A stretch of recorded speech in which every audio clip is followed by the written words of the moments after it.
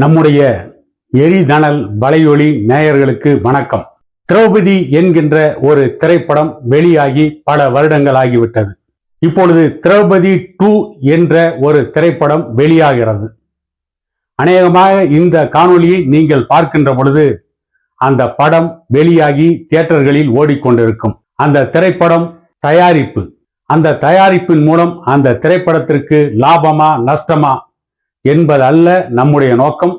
அதை பற்றி ஆராய்வது நம்முடைய வேலையும் இல்லை. இந்த திரௌபதி 2 என்கின்ற திரைப்படத்தை பிரிவியூ தியேட்டரில் பலர் பார்த்திருக்கிறார்கள். அந்த திரைப்படத்தை பார்த்தவர்களில் ஒருவர் பாரதிய ஜனதா கட்சியின் எச் ராஜா.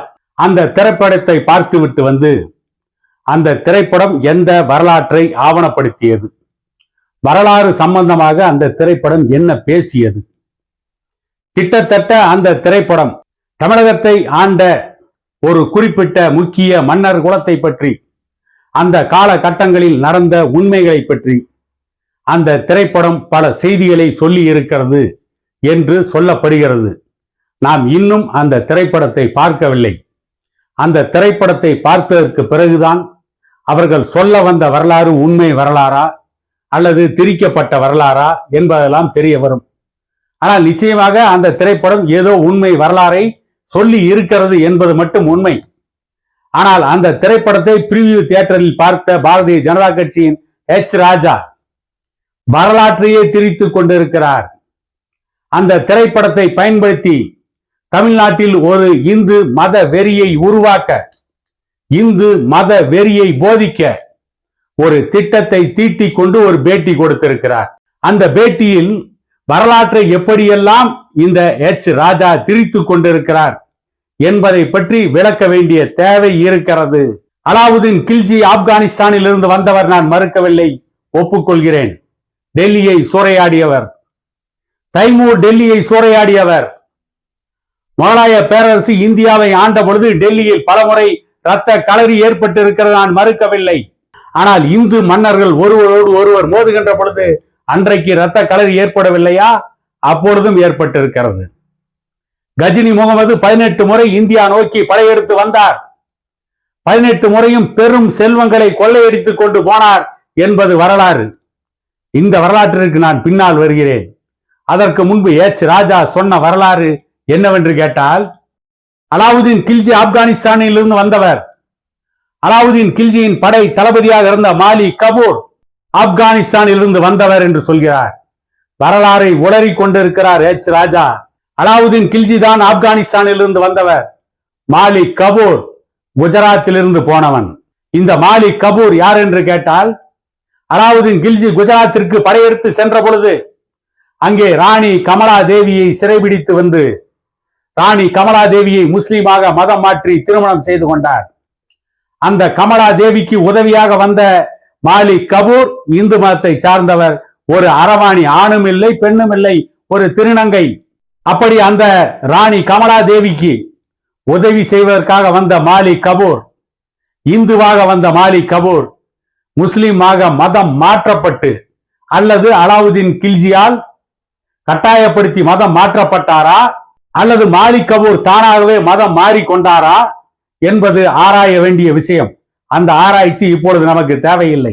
மாலிக் கபூர், அரவாணியாக வந்த மாலிக் கபூர் கொஞ்சம் கொஞ்சமாக அலாவுதீன் கில்ஜியின் படுக்கை அறை வரை, அலாவுதீன் கில்ஜியின் படுக்கை அறை தோழியாக தோழனாக இருந்தார் என்பது கடந்த கால வரலாறு.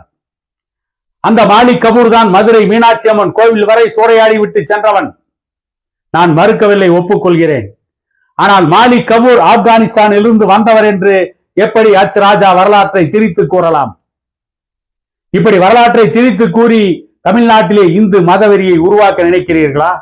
நான் கேட்கிறேன். வட இந்தியாவிலிருந்து படையெடுத்து வந்திருக்கிறார்கள் தமிழகத்தின் மீது. 2ஆம் புலிகேசி காஞ்சிபுரத்தின் மீது படையெடுத்து வந்தான். மகேந்திரவர்ம பல்லவன் ஆண்டு கொண்டிருந்த பொழுது ராஜதந்திரமாக செயல்பட்ட மகேந்திரவர்மன் அந்த 2ஆம் புலிகேசியை அழைத்து தன்னுடைய விருந்தினராக வைத்திருந்து திருப்பி அனுப்பிய பொழுது போகின்ற வழியெல்லாம் காஞ்சிபுரத்தை சூறையாடி விட்டு சென்றானே, அது எந்த படையெடுப்பு? அது யாரால் வந்த படையெடுப்பு? இந்து மதத்தை சார்ந்தவர்கள் தமிழ்நாட்டை நோக்கி படையெடுத்து வந்தால் அது நியாயம். நாங்கள் இன்றைக்கு அதையெல்லாம் மறந்துவிட்டு இந்தியா என்ற அமைப்பில் ஒன்றாக இருக்கிறோம். ஆனால் அன்றைக்கு தமிழ்நாட்டை நோக்கி படையெடுத்து வந்த முஸ்லிம்களை மட்டும் காரணம் காட்டி இங்கே மதவெறியை தூண்ட நினைப்பது என்ன நியாயம்? ஹெச் ராஜா அவர்களே, தமிழ்நாட்டை நோக்கி படையெடுத்து வந்த இரண்டாம் சமுத்திரகுப்தன் காடியா என்கின்ற பல்கலைக்கழகத்தை என்ன செய்தார்கள் என்பது கடந்த கால வரலாறு. அதையெல்லாம் ஏன் நீங்கள் பேசுவதில்லை? செஞ்சி கோட்டையை ஆண்டவன் தேஜ் சிங், அவருடைய பெயரை தேஜ் சிங் என்று உச்சரிக்க தெரியாமல் அன்றைக்கு தேசிங்கி என்று சொன்னார்கள். அவனையும் இன்றைக்கு தமிழ் மன்னனாக காட்டிக் கொண்டிருக்கிறார்கள்.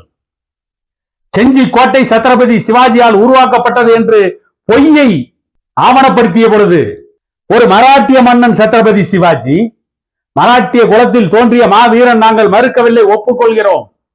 ஆனால் தமிழர்களுக்கு சொந்தமான, இன்னும் சொல்ல போனால் வன்னியர் சமூகத்திற்கு சொந்தமான வன்னிய மன்னர்களால் கட்டப்பட்ட செஞ்சி கோட்டையை சத்ரபதி சிவாஜியின் கோட்டை என்று ஆவணப்படுத்திய பொழுது, விக்கிபீடியாவில் ஆவணப்படுத்திய பொழுது, அன்றைக்கு அதற்கு எதிராக ஏன் இந்த ஹெச் ராஜா பேசவில்லை? இன்றைக்கு இந்த திரௌபதி திரைப்படத்தை காரணம் காட்டி அதன் மூலம் தமிழகத்திலே இந்து மதவெறியை ஊட்ட நினைக்கின்ற ஹெச் ராஜா போன்றவர்கள் எவ்வளவு ஆபத்தானவர்கள் என்பதற்கு இவையெல்லாம் அடையாளம். இப்பொழுதும் கூட அந்த திரௌபதி திரைப்படத்தை விமர்சிக்கின்ற நோக்கம் நமக்கு இல்லை. ஏனென்றால் அந்த திரைப்படத்தை பார்க்காமல் அதை பற்றி கருத்து சொல்வது சரியாக இருக்காது.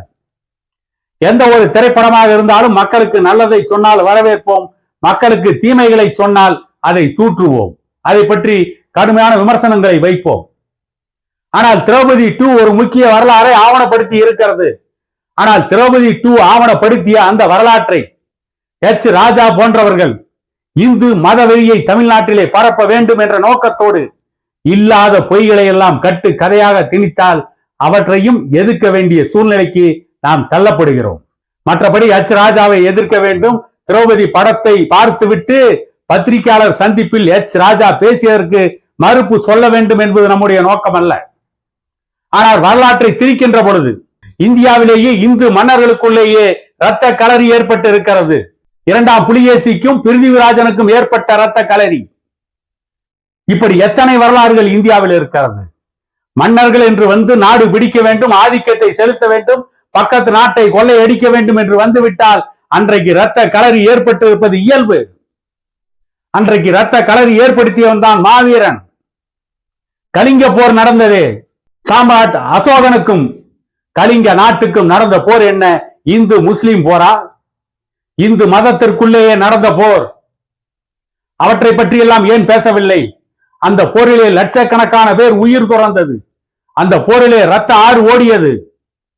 அந்த போர் முடிந்ததற்கு பிறகுதான் சாம்ராட் அசோகன் இனி எந்த இடத்திலும் போரை நடத்த மாட்டேன், இவ்வளவு உயிர்களை பலி கொடுத்து இவ்வளவு பேர் பாதிக்கப்பட்டு ஒரு ரத்த ஆறு ஓடியதற்கு பிறகு பெறுகின்ற வெற்றி எப்படி ஒரு வெற்றியாக இருக்க முடியும்?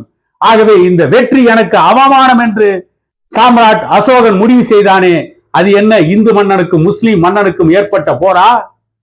அது இந்து மதத்துக்குள்ளே ஏற்பட்ட போர் தானே. இன்னும் சொல்ல போனால் அப்பொழுது இந்து மதம் இருந்ததா என்ற கேள்வியே எழுகிறது. அதிலும் கூட தமிழ்நாட்டிலே இருக்கின்ற நாங்கள் யாரும் இந்து மதத்திற்குள் வந்தவர்கள் அல்ல. நாங்கள் வீர சைவர்கள். பெரும்பாலும் தமிழ்நாட்டிலே ராமனுக்கு கோயில் இருக்காது, சிவன் கோயில் தான் அதிகம் இருக்கும். இங்கே சிவபக்தர்கள் தான் அதிகம். ஆனால் ஹெச் ராஜாவுடைய RSS சங் பரிவார் அமைப்புகள் ராமனை மட்டுமே உயர்த்தி பிடிப்பவர்கள். இந்த முரண்பாடும் இருக்கிறது. இவ்வளவு முரண்பாடை வைத்துக் கொண்டு ஒரு திரைப்படத்தை காரணம் காட்டி, என்றைக்கோ நடந்த ஒரு போரை காரணம் காட்டி, முஸ்லிம் மன்னர்கள் படையெடுத்து வந்தார்கள் என்று காரணம் காட்டி, இன்றைக்கு இருக்கின்ற முஸ்லிம் மன்னர்களை குற்றவாளி கூண்டிலே நிறுத்தி அவர்களுக்கு தண்டனை கொடுக்க வேண்டும் என்று நினைப்பது மனித குலத்திற்கே விரோதமான செயல். அப்படி பார்த்தால் இந்தியாவில் பெரும் அடக்குமுறையில் ஈடுபட்டது இந்தியாவை அடக்கி ஆண்ட பிரிட்டிஷ் சாம்ராஜ்யம், இங்கிலாந்து சாம்ராஜ்யம். அவர்களுக்கு எதிராக ஏன் ஹெச் ராஜா போன்றவர்கள் பேசுவதில்லை? அவர்கள் ஒட்டுமொத்த இந்தியாவை அடக்கி ஆண்டார்கள். ஜாலியன் வாலாபாக் படுகொலை, வேலூர் சிப்பாய் கழகம், வட இந்தியாவிலே நடைபெற்ற சிப்பாய் கழகம், இப்படி எத்தனையோ கழகங்கள். லட்சக்கணக்கான பேர் உயிர் நீத்தார்கள், தியாகம் செய்தார்கள். அதற்கு பிறகுதானே இந்தியாவுக்கு சுதந்திரம் வந்தது. அப்படி என்றால் பிரிட்டிஷ்காரர்கள் மீது ஏன் இந்த காழ்ப்புணர்ச்சியை ஹெச் ராஜா போன்றவர்கள் காட்டவில்லை? முஸ்லிம்கள் மீது மட்டும் இந்த காழ்ப்புணர்ச்சியை காட்டுவதன் அவசியம் என்ன? ஏனென்றால் இந்தியாவில், தமிழ்நாட்டில் பிரிட்டிஷ்காரர்கள் இல்லை. அப்படியே இருந்தாலும் ஒரு 500 பேர் 1000 பேர் இருப்பார்கள். முஸ்லிம்கள் இருக்கிறார்கள். அவர்களை குற்றவாளிகளாக காட்டி அதன் மூலம் இந்து மதவெறியை உருவாக்கி தமிழ்நாட்டில் இந்து ராஷ்டிரத்தை உருவாக்கலாம் என்கின்ற பாரதிய ஜனதா கட்சி சங் பரிவார் அமைப்பின் கனவை நனவாக்குவதற்காக இன்றைக்கு ஒரு வரலாற்றை ஆவணப்படுத்துகின்ற திரௌபதி 2 திரைப்படத்தை கூட அவர்கள் ஆயுதமாக எடுக்கிறார்கள் என்று சொன்னால் இவர்கள் எப்படிப்பட்ட மோசமான பேர்வழியாக இருப்பார்கள்? இவர்களுடைய இயக்கம் எப்படிப்பட்ட பிற்போக்கு சித்தாந்தம் கொண்ட இயக்கமாக இருக்கும் என்பதற்கு எச் ராஜா போன்றவர்களுடைய இந்த பேட்டியே அடையாளம் என கூறிக்கொண்டு மீண்டும் ஒரு காணொளியில் உங்களை சந்திக்கும் வரை உங்களிடமிருந்து விடை பெறுகிறேன்.